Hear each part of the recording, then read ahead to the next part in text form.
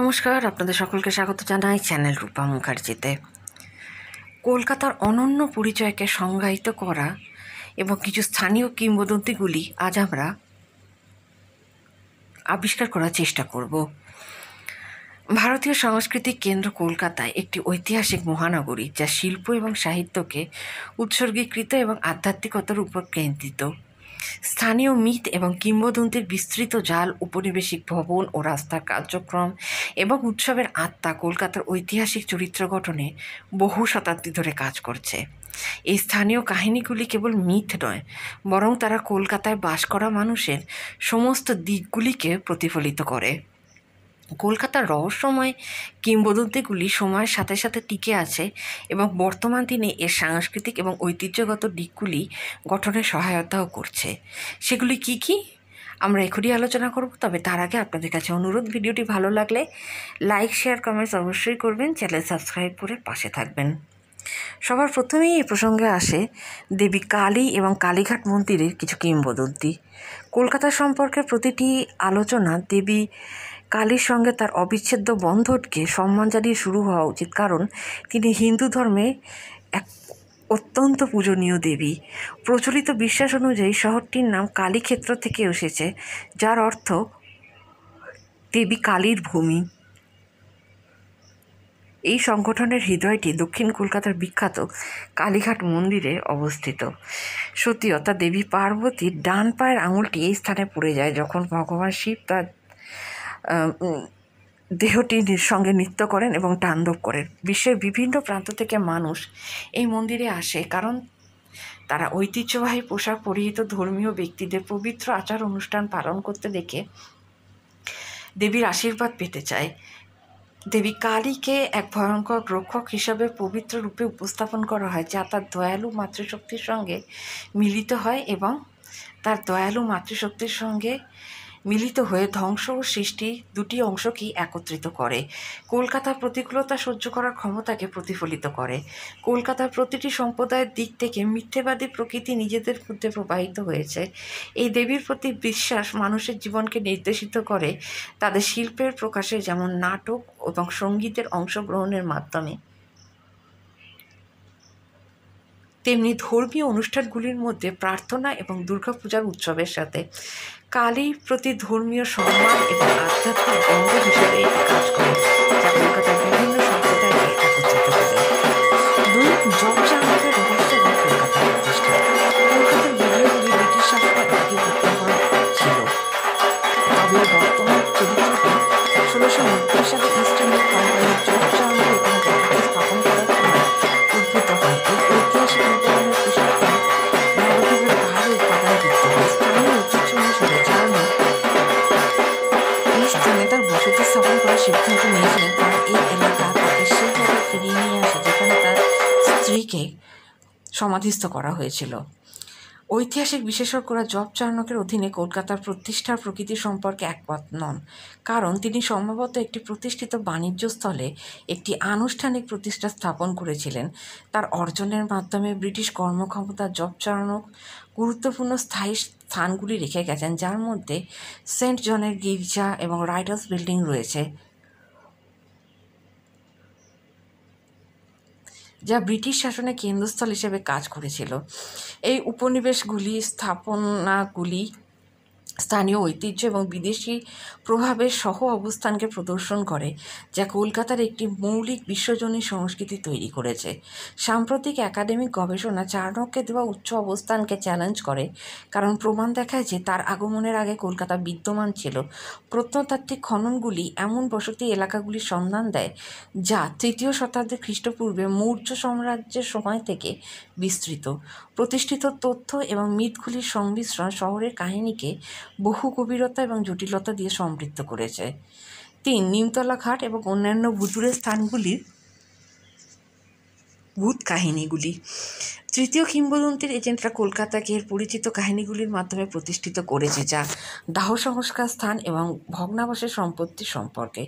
সমস্ত ভুতুড়ে স্থানের মধ্যে নিমতলা ঘাট সবচেয়ে গুরুত্বপূর্ণ স্থান হিসাবে কাজ করে। হুগলি নদীর তীরে নিমতলা ঘাটে তৃতীয় সত্তাগুলি মোক্ষের সন্ধানে আসে, কারণ তারা এই জগৎ এবং পরবর্তী জগতের মধ্যে আটকে পড়ে।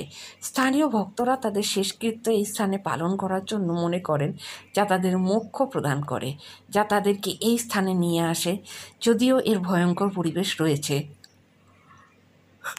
ভূত বাজারের নাম নিজেই একটি ভূত বাজারের ইঙ্গিত দেয়, কারণ এর খ্যাতি অতি প্রাকৃতিক এনকাউন্টারের জন্য। এই বাজারটি পুনঃখনন করা মৃতদেহের স্থান থেকে উদ্ভূত হয়েছে, যা সেখানে নিয়মিত ভূতের দর্শন তৈরি করে। যেহেতু শহরায়ন এই এলাকায় একটি বিস্তৃত বাণিজ্য কেন্দ্র তৈরি করেছে, কিছু বাসিন্দা এখন ঐতিহাসিক ঘটনাগুলি সম্পর্কে কিছু কাহিনী শেয়ার করে থাকেন। এই হারিয়ে যাওয়া কাহিনীগুলি কিন্তু বিভিন্ন মনস্তাত্ত্বিক প্রভাবে সংমিশ্রণ হিসেবে কাজ করে। কাহিনীগুলি বিনোদন দেওয়ার পাশাপাশি নিরাপত্তা বাড়ানো এবং আধ্যাত্মিক স্থানগুলির প্রতি সম্মান শেখানো দ্বৈত কাজ করে। এই কাহিনীগুলি শেখায় কীভাবে কলকাতার মানুষ অতি প্রাকৃতিক প্রতি তাদের আকর্ষণকে ভয়কে মিশিয়ে দিতে সেই ধরনের ঘটনা অনুসন্ধান করতে চায়। 4. রবীন্দ্রনাথ ঠাকুর এবং জোড়াসাঁকো ঠাকুরবাড়ির ধারণ। কলকাতার মিথগুলির কোনো অনুসন্ধানে নোবেল পুরস্কার বিজয়ী রবীন্দ্রনাথ ঠাকুরকে যথাযথ মনোযোগ দেওয়া উচিত। তার পৈতৃক বাড়ি জোড়াসাঁকো ঠাকুরবাড়ি তার স্থায়ী ঐতিহ্যের প্রমাণ হিসাবে আজও দাঁড়িয়ে আছে। তার সাহিত্যিক অর্জনের পাশাপাশি বাংলা সাংস্কৃতিক পরিসরে ঠাকুর একটি পুরাণের মর্যাদা অর্জন করেছেন। এই লেখকের সৃষ্টিশীল জীবনী বহু অস্বাভাবিক কাহিনীতেই বিদ্যমান। কাহিনীগুলি অনুযায়ী তিনি চাঁদের আলোতে হাঁটার সময় কবিতা লিখতেন, যা তিনি প্রাকৃতিক উপাদান এবং ঐশ্বরিক অনুপ্রেরণার দ্বারা সহায়ক মনে করতেন। মানুষ তার ধ্যানের অনুশীলনের সময় তার সঙ্গে আসা অতিপ্রাকৃত সত্তার সাথে কথোপকথন বর্ণনা করে। রবীন্দ্রনাথ ঠাকুরের কিংবদন্তিরা এতটাই বিস্তৃত হয়ে উঠেছে যে তারা তাকে একজন মিথিক চরিত্রে পরিণত করেছে, যিনি শিল্পী দর্শনের আদর্শ গুণাবলী প্রদর্শন করেন। জোড়াসাঁকো একটি বিশেষ মেজাজে গড়ে তোলে, যা স্থানের চারপাশে একটি রহস্যময় পরিবেশ তৈরি করে। ঐতিহাসিক গুরুত্বের পরিমাণ স্থানান্তরের সময় অনেক মানুষ এর ভবনগুলি অন্বেষণ করার সময় একটি অস্বস্তিকর প্রভাব অনুভব করেন। ম্যানুস্ক্রিপ্ট, চিত্রশিল্প এবং প্রদর্শনীতে ব্যক্তিগত আইটেমগুলির সংগ্রহ প্রতিটি ব্যক্তিকে তাদের নিজস্ব অভিজ্ঞতার মাধ্যমে রবীন্দ্রনাথ ঠাকুরকে বোঝাপড়া এবং গঠনের সুযোগ দেয়। 5. দুর্গাপূজার ঐতিহাসিক উৎস। কলকাতার দুর্গাপূজা উৎসবের সময় পুরনো গল্পের জন্য এটি সবচেয়ে মহিমান্বিত প্রদর্শনী উন্মোচন করে। হিন্দু শাস্ত্রগুলি বলে থাকে যে কীভাবে দেবী দুর্গা মহিষাসুরের বিরুদ্ধে যুদ্ধ করে তাকে পরাজিত করেন, যারা মহাবিশ্বের সংগতি বিপন্ন করে। দুর্গাপূজা ভালো যখন অসৎকে পরিণত করার উৎসবকে প্রতিনিধিত্ব করে। প্রতি বছর এমন একটি অনুষ্ঠান সজ্জিত কাঠামো, উজ্জ্বল স্পটলাইট প্রদর্শন এবং নাটকীয় নাট্য উৎপাদন দ্বারা বৈশিষ্ট্যযুক্ত হয়। দুর্গাপূজার ধর্মীয় পর্যবেক্ষণ কলকাতাকে সমগ্র ধর্মের মানুষের অন্তর্ভুক্তির মাধ্যমে বিশিষ্ট করে।